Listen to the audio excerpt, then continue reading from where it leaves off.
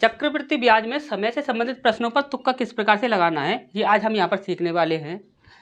जितने भी आपके प्रश्न होंगे वो सभी आपके समय से संबंधित ही प्रश्न होंगे, और सारे समय से संबंधित प्रश्न जितने भी होंगे उन्हें आपको मात्र से मात्र 5 से 10 सेकंड के अंदर सॉल्व करना होगा।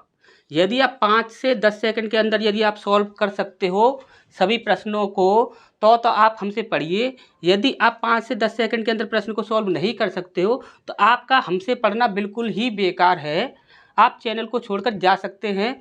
आप यदि 5 से 10 सेकंड के अंदर प्रश्न को सॉल्व कर रहे हो तो आप रहिए, यदि आप 5 से 10 सेकंड के अंदर सॉल्व नहीं कर पा रहे हैं तो आप चैनल को छोड़कर जा सकते हैं। हमसे पढ़ना आपका बिल्कुल ही यहाँ पर बेकार होगा। ठीक, अब यहाँ पर दूसरी इंपॉर्टेंट बात समझ लीजिए कि हम आपको जो भी तुक्का ट्रिक बताएंगे वह 100% वर्क करेगी, लेकिन शर्त ये रहेगी कि जो भी बातें हम आपको बताएंगे वो बातें आपको अच्छे से समझ लेनी होंगी और उन्हें अच्छे से याद रखना होगा।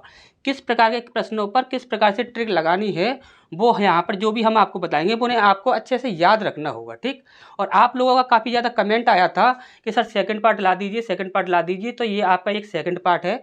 इससे पहले फर्स्ट पार्ट जो है वो आपका कंप्लीट हो चुका है। अब यहाँ पर यदि आपने वो ना देखा हो तो आप डिस्क्रिप्शन में जाएंगे, आपको वहाँ पर आपको प्लेलिस्ट मिल जाएगी। ठीक, अब यहाँ पर देखिए ये आपके जितने भी प्रश्न होंगे वो समय से संबंधित आ रहे हैं, ये आपके प्रश्न होंगे। तो सबसे पहला हमारा यहाँ पर प्रश्न है, इस प्रश्न को यदि हम देखते हैं तो यहाँ पर बोला गया है कि 80,000 रुपये की राशि 10% वार्षिक ब्याज दर से ब्याज के वार्षिक रूप से चक्रवृद्धि होने पर कितने समय में 1,17,128 रुपये हो जाएगी वर्ष में, ये हमें यहाँ पर बताना है। ठीक, तो एसएससी जीडी 2023 में ये आपका प्रश्न पूछा गया था। आप देखिए ये बात कभी भी मत बोला कीजिए कि सर एसएससी के एग्जाम नहीं चल रहा है तो आप एसएससी के क्वेश्चंस क्यों ले रहे हो। ये आपके कॉमन टॉपिक है, ये आपके कॉमन क्वेश्चंस होते हैं, चाहे कोई भी एग्जाम हो हर एग्जाम में यही प्रश्न आपके पूछे जाते हैं।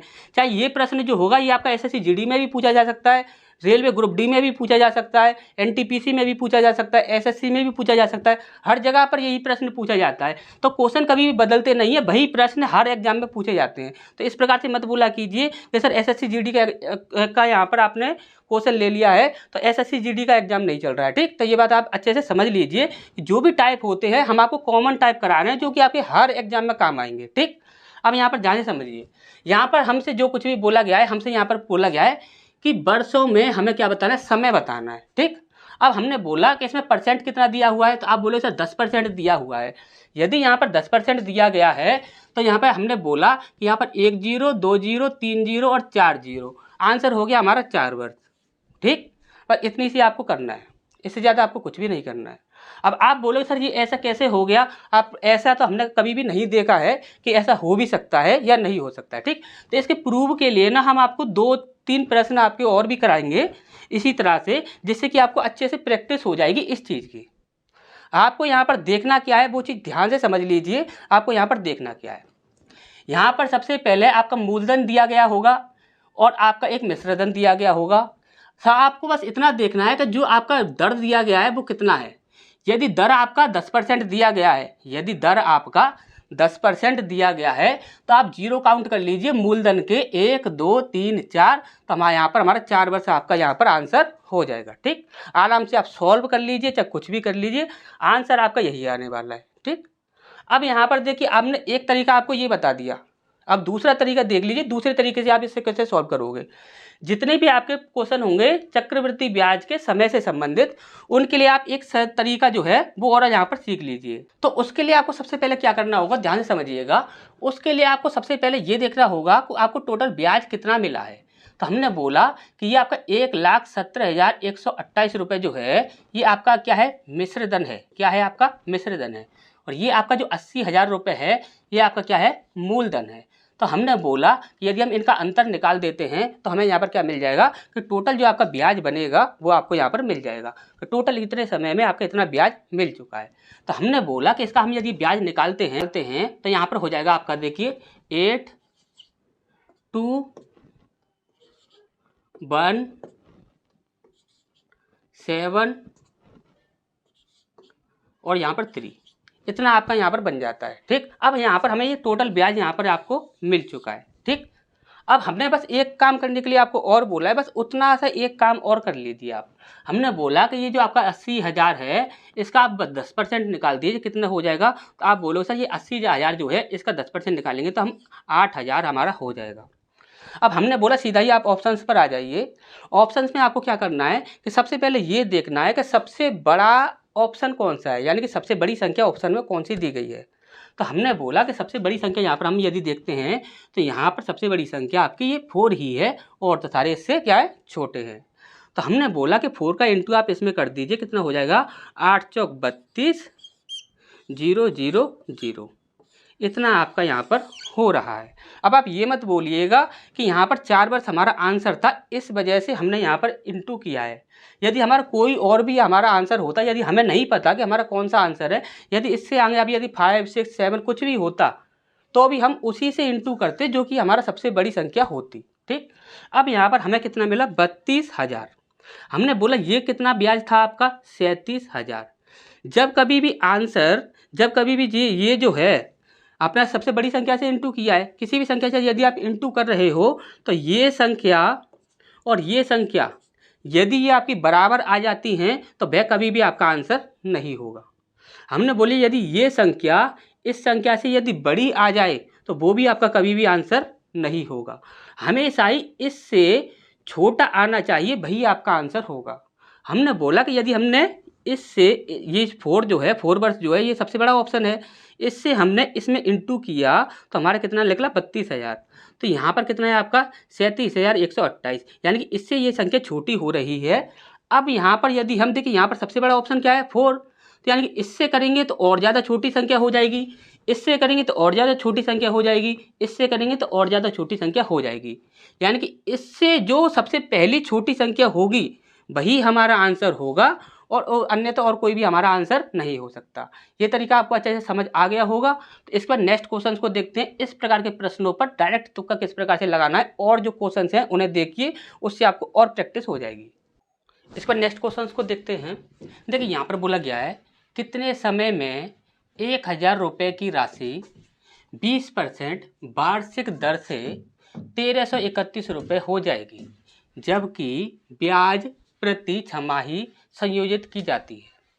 अब यहाँ पर ध्यान से समझिएगा। अब आप यहाँ पर देखोगे तो यहाँ पर परसेंट कितना दिया हुआ है आपका 20% दिया गया है। हमने बोला कि यहाँ पर जो ब्याज जो है वो किस प्रकार से लिया जा रहा है, तो वो बोल रहा है ब्याज जो है प्रति छमाही संयोजित किया जा रहा है। यदि छमाही की बात की जाए तो एक साल में 12 महीने होते हैं, तो 12 को यदि हम 2 से डिवाइड करेंगे, क्योंकि आपका यहाँ पर 6 महीने के 2 पेयर लगते हैं। यदि 2 पेयर लगते हैं एक साल में, तो यदि हम दर को 2 से डिवाइड कर देते हैं तो हमारा कितना आ जाएगा यहाँ पर, तो यहाँ पर आ जाएगा हमारा 10%। 10% क्यों आया आपको अच्छे से समझ आ गया होगा यदि आपने चक्रवृद्धि ब्याज पढ़ा होगा। तो यहाँ पर यदि छमाही बोल रहा है तो यहाँ पर 6 महीने के 2 पेयर बनते हैं एक साल के अंदर। यदि एक साल का जो है ब्याज जो है वह 20% है, तो 6 महीने का कितना होगा आपका 10% होगा। ठीक, इतनी सी बात अच्छे से समझ आ गई। हमने बोला ये ब्याज कितनी दी हुई है आपकी 10% दी हुई है। हमने बोला कि यहाँ पर जो आपका क्वेश्चन है इसमें आपका मूलधन कितना दिया हुआ है, आप बोले सर 1,000 दिया हुआ है। हमने बोला कितने जीरो हैं, तो 1 2 और 3 जीरो हैं, तो हमारा आंसर कितना हो जाएगा यहाँ पर आपका। देखिए यहाँ पर जब आप आंसर दोगे तो आप ये नहीं बोलोगे कि 3 वर्ष, तो ये कभी भी आपका आंसर नहीं होगा। क्यों? क्योंकि उसने बोला है जब ब्याज जो है वो क्या लगाया जा रहा है, छमाही संयोजित किया जा रहा है, यानी कि 6 महीने के हिसाब से ब्याज लिया जा रहा है। यदि देखिए यहाँ पर कितना है 3 है, तो 1 2 3, ये 6 महीने, ये 6 महीने, ये 6 महीने, यानी कि आधा वर्ष आधा वर्ष आधा वर्ष, तो आधा वर्ष और आधा वर्ष 1 वर्ष हो गया। ठीक, और यहाँ पर ये क्या है आधा वर्ष, यानी कि समय कितना हो गया आपका 1.5 वर्ष। ठीक, तो इतनी सी चीज़ें तो आपको 100% आनी ही चाहिए। ठीक, तो यहाँ पर कितना आंसर हो जाएगा आपका 1.5 वर्ष। यदि इस प्रश्न को यदि आप देखते, यदि आप सॉल्व करते, सीधा ही आपको पता लग जाता कि 10% हो रहा है। यहाँ पर टाइम कितना है 1 2 3 जीरो है, यानी कि 3 जीरो का मतलब कितना हो गया 1.5 वर्ष। हमने आपको समझाया इसलिए इतना टाइम लगा। अब यहाँ पर इस प्रश्न में देखते हैं। यहाँ पर बोला गया है कितने समय में 2,000 रुपये की राशि 10% चक्रवृद्धि ब्याज की दर से 2,420 रुपये हो जाएगी, जबकि ब्याज वार्षिक संयोजित है। कैसी है? वार्षिक संयोजित है। आपको हमेशा एक बात याद रखनी है, हमने यहाँ पर देखा जो आपका मूलधन था और यहाँ पर जो आपका मिश्रधन है उसमें आपका मिश्रधन में कोई भी जीरो नहीं है, लेकिन मूलधन में आपके जीरो हैं। मूलधन में तो हमेशा ही आपको जीरो मिलेंगे। जब कभी भी आपको मूलधन देखेगा तो मूलधन में तो आपको 100% जीरो मिलेंगे, लेकिन यदि आपको मिश्रधन में यदि आपको जीरो मिल जाते हैं तब आपको क्या करना है कि जीरो से जीरो को एक को डिवाइड कर देना है। तो आंसर कितना हो जाएगा, 1 जीरो और 2 जीरो, यानी कि 2 वर्ष। ठीक, तो यहाँ पर आंसर कितना हो गया हमारा, 2 वर्ष। अच्छे से समझ आया। नेक्स्ट क्वेश्चन में देखिए, इसमें और भी थोड़ा सा घुमा कर दिया है। यहाँ पर क्या किया गया है, यहाँ पर बोला गया है 1000 रुपये पर 10% वार्षिक दर से चक्रवृद्धि ब्याज इतने रुपए है, तदनुसार ब्याज की अवधि कितनी वर्ष है, ये हमसे यहाँ पर पूछा गया है। अब आप एक बात ध्यान से समझिएगा, यदि आप यहाँ पर देखोगे तो कितना है आपका 10% है। अब 10% है तो आपने बोला कि यहाँ पर 10% दिया है, तो हम यहाँ पर जीरो गिन लेते हैं। तो यहाँ पर कितने जीरो हैं, 1 2 और 3। यहाँ पर 3 जीरो आपके यहाँ पर बन रहे हैं। यदि 3 जीरो बन रहे हैं तो यहाँ पर हमारा 3 वर्ष आंसर हो जाएगा, लेकिन ये आपका कभी भी आंसर नहीं होगा। ध्यान से समझते जाइए, आपको करना क्या है वो चीज़ आप इम्पोर्टेंट है। अब यहाँ पर आप देखोगे तो यहाँ पर ये जो है ये आपका क्या दिया हुआ है, ब्याज दिया हुआ है। हमें ब्याज से मतलब नहीं है, हमें क्या है, अमाउंट से मतलब है। लेकिन आप एक चीज़ अच्छे से जानते होंगे कि जो भी आपका मूलधन होता है उसमें यदि हम ब्याज जोड़ दें तो हमारा क्या बन जाता है, मिश्रधन बन जाता है, यानी कि अमाउंट बन जाता है। अब अमाउंट जो भी बनेगा आपको अच्छे से पता है कि यहाँ पर 2 संख्याओं के बाद यहाँ पर क्या है, पॉइंट है। ये 2 संख्या के बाद ये आपका पॉइंट है। यदि ये 2 संख्या के बाद पॉइंट है तो देखिए यहाँ पर हमने क्या किया, यदि अमाउंट में आपको जीरो दिखा तो हमने जीरो से जीरो को कैंसिल कर दिया। अब यहाँ पर यदि देखिए अमाउंट में यहाँ पर क्या, यहाँ पर जो भी आपका अमाउंट बनेगा आपको अच्छे से पता है कि यदि हम मूलधन में ब्याज को ऐड करेंगे तो हमारा जो भी आपका आंसर बनेगा, अमाउंट जो भी बनेगा उसमें भी 100% आपका यहाँ पर 2 संख्याओं के बाद यहाँ पर पॉइंट लगेगा। लेकिन यहाँ पर जो पॉइंट है, यहाँ पर जीरो से तो जीरो को हटा देते हैं हम यहाँ पर, तो यहाँ पर आपका बचता कितना है, जीरो कभी भी दिखेगा तो आप उसे हटा दीजिए, उससे आपको कोई मतलब नहीं है। ठीक, अब यहाँ पर आपका बचता क्या है कि एक संख्या के बाद, सॉरी एक पॉइंट के बाद एक संख्या है। यदि पॉइंट के बाद एक संख्या है तो यहाँ से आप पॉइंट को हटा दीजिए और एक जीरो आप यहाँ पर बढ़ा दीजिए। बस आपको छोटा सा काम इतना करना है। यहाँ पर क्या करना था वो चीज़ आपको अच्छे से समझ आ गई, यहाँ पर क्या करना है वो चीज़ आपको अच्छे से समझ आ गई। यहाँ पर ये चीज़ बहुत ज़्यादा इंपॉर्टेंट है, इसे आप याद रखिएगा। यदि यहाँ पर पॉइंट में यदि संख्या दी गई होगी, अमाउंट यदि आपका पॉइंट में दिया गया होगा, क्योंकि देखिए ये आपका ब्याज है, ब्याज को यदि आप प्रिंसिपल में जोड़ोगे तो अमाउंट बनेगा, और अमाउंट जो भी बनेगा वो भी आपका 100% यही बनेगा, यानी कि पॉइंट आपका 2 संख्या के बाद ही आएगा, और उसमें लास्ट में जीरो तो आएगा ही आएगा। यदि जीरो आएगा तो जीरो को तो हटा दीजिए, उससे आपको कोई मतलब नहीं है। लेकिन एक पॉइंट के बाद आपका कितना है, एक संख्या है, तो यहाँ पर हमने क्या किया कि पॉइंट को हटा दो यहाँ से, और यहाँ पर क्या है, एक जीरो बढ़ा दो। अब हमने बोला कि कितने जीरो हैं, तो 1 2 3 और 4 जीरो हैं, तो यानी कि हमारे यहाँ पर 4 वर्ष हमारे यहाँ पर आंसर हो जाएगा। ठीक, अच्छे से समझ आया होगा। नेक्स्ट क्वेश्चन की ओर बढ़ते हैं। इस पर नेक्स्ट क्वेश्चन को देखते हैं। देखिए यहाँ पर क्या बोला गया है, कितने वर्ष में 800 रुपये की धनराशि 10% वार्षिक दर से 926.10 रुपये हो जाएगी, जबकि ब्याज अर्धवार्षिक रूप से संयोजित है। अब देखिए जब कभी भी आपको टाइम से संबंधित प्रश्न दिखेगा तो आपको एक काम तो हमेशा ही कर लेना है, यानी कि यदि ये क्या है आपका मूलधन है तो ये क्या है आपका मिश्रधन है। जीरो को तो यहाँ से भले ही आप हटा दीजिए, इससे कोई मतलब नहीं है, लेकिन पॉइंट जब कभी भी दिखेगा तो पॉइंट को हटाकर यहाँ पर एक जीरो जरूर बढ़ा दीजिए। बस इतना काम तो आपको करना ही होगा। ठीक, इतना तो काम आपने करना ही होगा। अब यहाँ पर देखिए बोला क्या गया है, ब्याज जो है वह अर्धवार्षिक संयोजित किया जा रहा है। ठीक, अर्धवार्षिक किया जा रहा है, तो हमने बोला परसेंट कितना है, एक साल के लिए 10% है, तो यानी कि अर्धवार्षिक के लिए कितना हो जाएगा आपका 5% हो जाएगा। हमने बोला 5% का मतलब कितना होता है, तो आप बोलो सर 5% का मतलब होता है 1/20।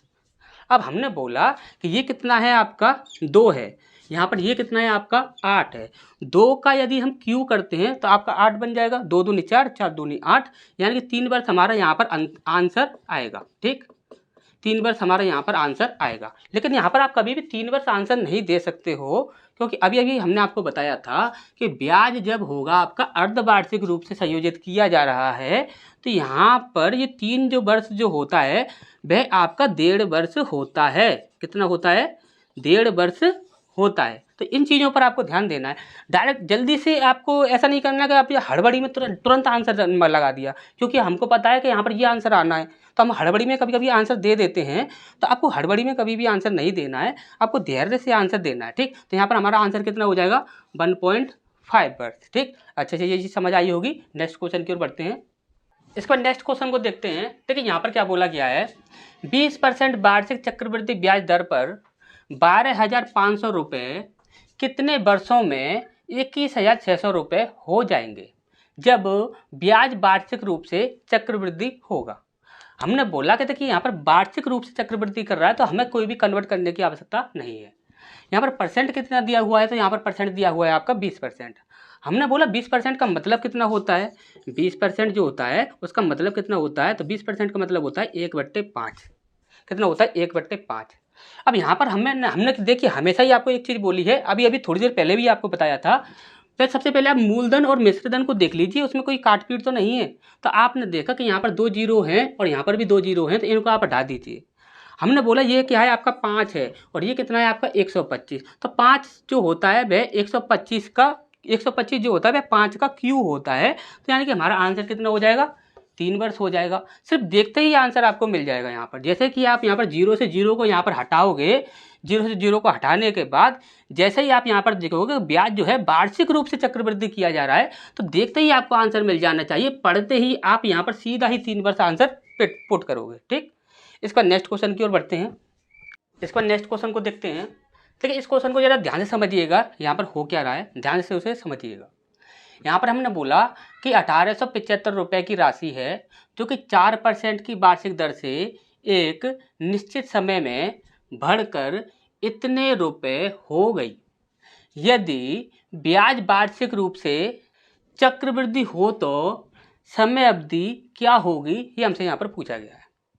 हमने बोला कि जो ब्याज जो है वह कैसी ली जा रही है, तो जो वार्षिक रूप से ली जा रही है। यहाँ पर साफ साफ बोला गया है कि ब्याज वार्षिक रूप से चक्रवृद्धि किया जा रहा है। ठीक, अब यहाँ पर हमने बोला कि यदि वार्षिक रूप से किया जा रहा है तो यहाँ पर परसेंट कितना दिया हुआ है, आप बोलो सर 4% दिया गया है। और 4% का मतलब कितना होता है, 4% का मतलब होता है 1/25। ठीक, इतना तो आपको अच्छे से समझ आ गया। हमने बोला कि यहाँ पर देखेंगे तो मूलधन और मिश्रधन में कोई भी काटपीट ऐसी यहाँ पर जीरो वाली नहीं दिख रही है। ठीक, अब हमने बोला मूलधन कितना है आपका 1875। हमने बोला कि यहाँ पर कितना है आपका ये 25। यदि आप 25 का यदि आप स्क्वायर करते हो तो आपका कितना बनता है 625। और यदि आप 25 का क्यू करते हो तो आपका बन जाता है 15,625। ठीक, इतना तो आप अच्छे से जानते ही होंगे, इतना आप याद रखिए। 25 का जो स्क्वायर होता है वह 625 होता है और 25 का जो क्यू होता है वह 15,625 होता है। ठीक, अब यहाँ पर देखिए यदि आप क्यू करते हैं, यदि 3 लेते हैं तो यहाँ पर कितनी संख्याएं हैं, 1 2 3 4 संख्याएं हैं। लेकिन यहाँ पर 1 2 3 4 5 संख्याएं बन रही हैं। यहाँ पर आपकी कितनी बन रही है, 1 2 3, यानी कि ये आपका परफेक्ट लग रहा है। तो यहाँ पर जो भी आपका आंसर होगा वह 3 तो हो नहीं सकता, 3.5 हो नहीं सकता। यहाँ पर कितना हो जाएगा आपका 2 वर्ष हो जाएगा। अब आप यहाँ पर ये बोलोगे कि सर यहाँ पर ये आपने 2 वर्ष ले लिया है। बहुत से स्टूडेंट काफ़ी बार यही बोलते हैं कि यहाँ पर सर यहाँ पर ये 2.5 वर्ष भी तो हो सकता था, 2.5 वर्ष भी तो हो सकता था, इसे क्यों यहाँ पर कैंसिल कर दिया। हमने बोला कि इसे हमने ये इसलिए कैंसिल कर दिया क्योंकि यहाँ पर क्या है कि यहाँ पर 1 2 3 संख्याएं बन रही हैं और यहाँ पर 1 2 3 4 संख्या यहाँ पर बन रही हैं। और 4 संख्या यदि किसी की होती हैं तो उसका स्क्वायर रूट हमेशा ही 2 संख्याओं वाला होता है। ये चीज़ हमने आपको पहले भी बता रखी है, जो आपको NTPC और ग्रुप डी के प्रैक्टिस सेट कराए थे। अब इससे भी आपको यदि संतुष्टि नहीं होती है तो आपके लिए दूसरा तरीका ये हो जाता है कि यहाँ पर आप क्या करोगे कि सबसे पहले आपने क्या किया कि इस संख्या को और इस संख्या को आपस में अंतर निकाल लिया। यदि आप अंतर निकालते हो तो 5 और 3 8 और उसके बाद 7 3 और 2 5 और यहाँ पर 18 और 1 19, यानी अंतर कितना आया आपका 153। यानी कि हमारी टोटल जो आपकी ब्याज है, टोटल जो आपकी CI है वो कितनी है आपकी 153। हमने बोला ये वाली जो संख्या है मूलधन जो है वो कितना है आपका 1875। तो आप इसका क्या कीजिए कि 4% आप निकाल दीजिए। यदि आप 4% निकालते हो तो यहाँ पर आपका बना 25 और 25 से यदि आप इसे डिवाइड करते हो तो यहाँ पर 5 से पहले डिवाइड कर लो। और आपकी कैलकुलेशन ईजी है तो आप 25 से डायरेक्ट कर सकते हो क्योंकि यहाँ पर 175 आ जाएगा। ठीक, यदि हम डायरेक्ट करेंगे तो किसी को समझ आया नहीं आया तो यहाँ पर काफ़ी स्टूडेंट ऐसे हैं जिनकी कैलकुलेशन यहाँ पर स्लो है, तो यहाँ पर 5 से हम करके बता देते हैं आपको। ठीक, तो 5 25, तो यहाँ पर 5 3 15, 3 बचा, 5 7 35, 2 बचा और 5 25, फिर से 5 से कट जाएगा क्योंकि लास्ट में 5 आ रहा है। 5 7 35, यहाँ पर बचा आपका 2 बचा और 5 25, कितना आया आपका 75। यहाँ पर कितना बन रहा है आपका, ये 75 बन रहा है। ठीक, इतनी कैलकुलेशन करने में ज़्यादा समय नहीं लगता है, आपको सेकंडों में कैलकुलेशन हो जाती है ये। ठीक, अब यहाँ पर आप देखोगे तो हमने बोला कि यहाँ पर आप देखो तो ऑप्शंस किस प्रकार से कैंसिल करने हैं वो चीज़ आप ध्यान से समझिए। यहाँ पर जो भी आपके ऑप्शन है, यहाँ पर 2, 3, 3.5 और 2.5 है। तो यहाँ पर आप देखोगे तो सबसे बड़ा ऑप्शन क्या है, यहाँ पर 3.5 है। हमने बोला कि यदि यहाँ पर 2.5 या 3.5 होगा तो हमें तुरंत मालूम पड़ जाएगा। अगर हम यहाँ पर 3 ऑप्शन को ले लेते हैं, यदि हमने 3 ऑप्शन को ले लिया तो ये देखिए यहाँ पर ये जो ऑप्शन है ये कितना है 3.5, यानी कि ये इसके समथिंग समथिंग है। यदि यहाँ पर यदि 3 के आसपास का यदि कोई भी आपका आंसर होगा तो हमें तुरंत पता लग जाएगा। हमने बोला कि 3 से यदि हम इंटू करते हैं तो कितना आता है, तो हमने 3 से इंटू किया, 5 × 15 की 5, हासिल लगी 1, 7 × 21 और 1 22, कितना आ रहा है आपका 225, और ये कितना बन रहा है 153। यानी कि 3 कभी भी हो नहीं सकता और 3.5 कभी भी हो नहीं सकता। अब इसके बाद फिर से आपके यहाँ पर 2 ऑप्शन बचते हैं, 2.5 और यहाँ पर 2। हमने बोला यदि 2.5 आएगा तो हमने 3 से इंटू करके देख लिया है। यदि यहाँ पर 2 से इंटू करके देखें तो हमें बीच की संख्या चाहिए। यदि 2.5 होगी तो बीच की संख्या हमें मिलेगी। यदि 2 से आपका परफेक्ट बैठता है तो हम 2 से ही यहाँ पर रखेंगे। हमने बोला कि यहाँ पर हम क्या करते हैं, 75 में 2 से इंटू करके देख लेते हैं। तो 5 दूनी 10 की 0, हासिल लगी 1, 7 दूनी 14 और 1 15, कितना बन रहा है आपका 150, और ये कितना है आपका 153। हल्का सा ही नीचे है, ये आपका बिल्कुल ही परफेक्ट बन रहा है। ये कितना है आपका 153, और 153 हमने हमेशा ही बोला है कि आपका कभी भी आंसर जो है वह आपका इसके बराबर नहीं होना चाहिए।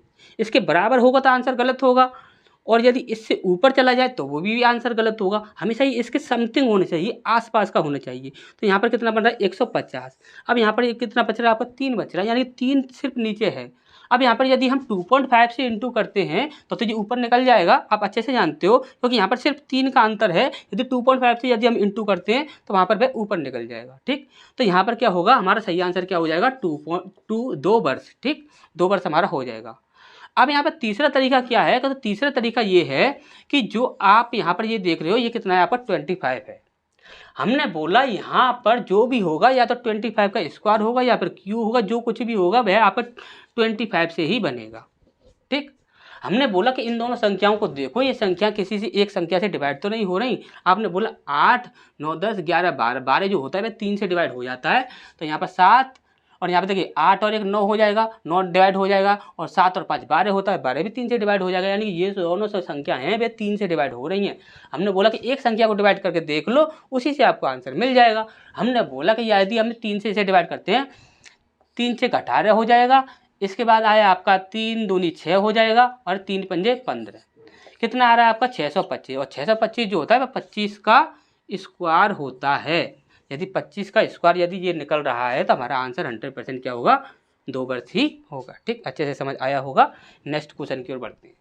इस पर नेक्स्ट प्रश्न है हमारा यहाँ पर, देखिए यहाँ पर देखते हैं। यहाँ पर बोला गया कितने वर्षों में 800 रुपये की धनराशि 10% वार्षिक दर से 926.10 रुपये हो जाएगी, जबकि ब्याज अर्धवार्षिक रूप से संयोजित है। ब्याज कैसे है, अर्धवार्षिक रूप से संयोजित किया गया है। ठीक, हमने बोला मूलधन और मिश्र धन में देखिए जरा कुछ है तक है क्या। तो यहाँ पर देखा पॉइंट के बाद आपकी 2 संख्याएं हैं, लेकिन 0 से हमें कोई भी मतलब नहीं है। तो यहाँ से हमने पॉइंट हटाया, यहाँ पर आपका पॉइंट यहाँ पर जोड़ दिया।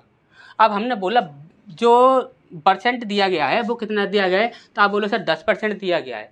यदि 10% दिया गया है तो आप यहाँ पर एक बात बताइए, ये क्या है, ब्याज जो है वह क्या है, अर्धवार्षिक रूप से संयोजित है। तो यानी 1 साल की ब्याज जो है वह 10% है, तो आधे साल की कितनी हो जाएगी, 5% हो जाएगी। हमने यदि बोला कि यदि 5% हो जाएगी तो 5% का मतलब कितना होता है, तो आपने बोला 1/20 हो जाता है। इसका मतलब हमने बोला यहाँ पर कितना है आपका 2 है, और यहाँ पर कितना है आपका 8 है, और यहाँ पर 3 जीरो लगे हुए हैं। यदि 3 जीरो लगे हुए हैं तो यानी कि 3 हमारा यहाँ पर समय निकलेगा। लेकिन 3 यहाँ पर जो हमारा समय निकलेगा उसे हमें किसके अनुसार देखना होगा, अर्धवार्षिक के अनुसार देखना होगा। तो यानी कि यहाँ पर हमारे 3 6 के पेयर बन रहे हैं, तो यहाँ पर हमारा आंसर कितना हो जाएगा, 1.5 वर्ष, यानी कि 1.5 वर्ष ये हमारा आंसर होना चाहिए। तो 1.5 यहाँ पर दिखाया है, तो यही हमारा आंसर हो जाएगा। अब नेक्स्ट वीडियो कौन कौन से आने वाले हैं ये चीज़ आप यहाँ पर देख लीजिए। यहाँ पर आप मॉर्निंग में, आज यदि मॉर्निंग में आपका ये CI का सेकंड पार्ट कंप्लीट हो चुका है, तो आपका यहाँ पर शाम को, कब, शाम को आपको जो भी वीडियो अपलोड होगा वो आपका सिंपल इंटरेस्ट से होगा। किससे होगा, सिंपल इंटरेस्ट से होगा। ठीक, एसआई से संबंधित आपका एक वीडियो अपलोड होगा, जो कि आपका कब होगा, शाम को अपलोड होगा। अब यहाँ पर यदि हम कल की बात करें तो कल यहाँ पर जो भी आपका वीडियो अपलोड होगा, वह सबसे पहले तो आपका एनटीपीसी के लिए एक वीडियो अपलोड होगा, एक एनटीपीसी के लिए वीडियो आएगा सबसे पहले कल सुबह के टाइम पर जो भी वीडियो आएगा वह एनटीपीसी के लिए आएगा। इसके बाद आपका यहाँ पर जो शाम को जो वीडियो आएगा, जो कोई भी वीडियो आए वो आपको बता दिया जाएगा। जब एनटीपीसी का वीडियो आएगा तभी आपको शाम को बता दिया जाएगा कौन सा वीडियो आएगा। अब इसके बाद जो भी आपका प्रैक्टिस सेट आएगा, ये आपका ये प्रैक्टिस सेट है, ठीक, एनटीपीसी के लिए। अब आपका जो भी प्रैक्टिस सेट आएगा वह बीपीएससी के लिए आएगा। जो आपका नेक्स्ट जो प्रैक्टिस सेट रहेगा इसके बाद वो आपका बीपीएससी के लिए रहेगा, और उसके बाद आपका आएगा ग्रुप डी का। इतनी सी बात आपको अच्छे से समझ आ गई हो। और यहाँ पर आपको हमेशा याद रखना है कि सुबह के टाइम पर जो भी आपका वीडियो आएगा, या तो वह आपका टॉपिक वाइज ही आएगा, कोई भी आपका टॉपिक होगा, प्रॉफिट एंड लॉस या एसआई मेंसुरेशन या कोई भी टॉपिक होगा वो आपका लिया जाएगा। नहीं तो शाम को तो आपका टॉपिक वाइज चलता ही चलता है, ठीक, शाम को आपका टॉपिक वाइज चलता ही चलता है। सुबह के टाइम पे ऐसा होता है कि आपका कभी कभी प्रैक्टिस सेट आपके डाल दिए जाते हैं। यदि बीपीएससी का आएगा, एनटीपीसी का आएगा, ग्रुप डी का आएगा, तो वो हमेशा आपके सुबह ही आएंगे, ठीक, सुबह आएंगे, और शाम के टाइम पर आपका टॉपिक वाइज ही आपका चलता है, ठीक। तो यदि अब तक आपने इस चैनल को सब्सक्राइब नहीं किया हो तो आप इसको सब्सक्राइब कर लीजिए, साथ ही साथ बेल आइकन को ऑल पर सेलेक्ट कर लीजिए। काफ़ी लोग बोलते हैं सर नोटिफिकेशन नहीं आ पाया, तो उसे ऑल पर ही आप सेलेक्ट करके रखिए, ठीक। इस बात आपको याद रखना है कि आज जो हमने आपको ट्रिक बताई है, यदि ये आपको पसंद आई हो तो इस वीडियो को लाइक कर दीजिए और एक प्यारा सा कमेंट करके अपने दोस्तों के साथ इस वीडियो को शेयर जरूर कीजिए। आप लोग शेयर नहीं करते हैं वीडियो को, आप शेयर जरूर कीजिए।